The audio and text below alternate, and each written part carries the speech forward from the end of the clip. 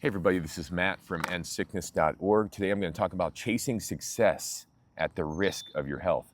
And first let me say I'm not a medical doctor. This is not medical advice. It's based on my personal experiences for informational and educational purposes only. So are you chasing success? Or is success in your mind? You want to be able to have all the money, you want to have the right woman, you want to have the right clothes, you want to have the car, you want to have the recognition, etc. Well, I understand. At one point in my life, I cared about those things too. I wanted to be the best. I wanted to be better than other people. I want to have many things. I want to have a nice car. I got to have the nice woman, all these things. But what I didn't realize at the time is I was compromising my health to try to get all these things because I thought that these things were going to make me feel better about myself internally, when in fact the conversation internally was what's making me feel bad about myself, not the fact that I didn't have enough money, didn't have the right car, didn't have the right woman, didn't have these external things to fill the void internally. So the reality was, hey, I had to figure out a way to fill this void internally without the need for external things. Otherwise, I was going to always be dependent upon success to be happy. And what was going to happen is I was going to chase it to the point of my own detriment and to the point where I burned my health out.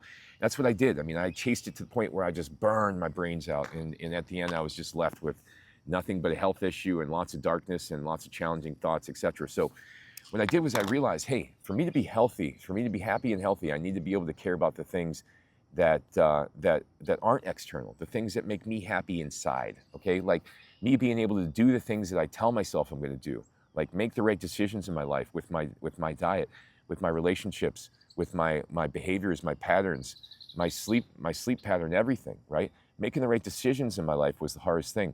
What would happen is I would end up constantly chasing one thing in life, like I got to get money, or I got to find the woman, or whatever it is, and then I would put everything else at risk because of it, or I'd sacrifice everything else because of it. And this is not a balanced life. This is not a healthy life.